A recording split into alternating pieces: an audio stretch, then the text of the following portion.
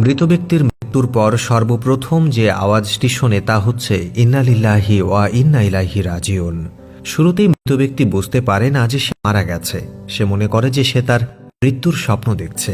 সে কাঁদছে, তাকে গোসল করানো হচ্ছে, নিজেকে গাঁটছড়া করছে, নিজেকে পরিষ্কার করানো হচ্ছে, গোসল করানো হচ্ছে, কবরে নামানো হচ্ছে। যখন তার দেহের উপরে বাঁশের কঞ্চি আর মাটির স্তূপ পড়ে তখন তার স্বপ্নভঙ্গ হয়। তখন সে চিৎকার করে বলতে থাকে, কিন্তু তার চিৎকার কেউ শুনতে পায় না।